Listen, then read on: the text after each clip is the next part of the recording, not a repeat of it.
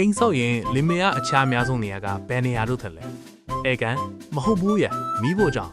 မနေ့က ADW ဆိုင်မှာပွဲချမ်းသွားတယ်ခေါင်းစဉ်ကတော့ Master Chef လားဒေါ်ပူသမင်းဆိုင်လားဆိုတဲ့ပွဲပဲအမျိုးသမီးကတော့ရှိုးထုတ်ချင်တယ်ပေါ့ကိုရီးယားကားတွေကလို Open Kitchen ကြီးလိုချင်တဲ့ Island Counter ကြီးမှာဝိုင်းကွက်ကလေးကိုင်းတက်ပုံရိုက်ပြီး Facebook တင်မယ်ပေါ့လေအလှတက်တက်ပဲဒီမှာအမျိုးသားလုပ်တဲ့သူကမျက်လုံးပြူးပြီးဟေးမိမနေဟာကြီးကလှတော့လှပါရဲ့ငါတို့ကပေါင်ပုံမီးကင်းစားတဲ့လူမျိုးမှမဟုတ်တာငါပြည့်ရေကျိုးမယ်ငါပြည့်ကောင်ကြောမယ်ဆိုရင်တအိမ်လုံးစောင်းနေကုန်ပါဗောဆိုပြီးပုတ်တော်တာပဲ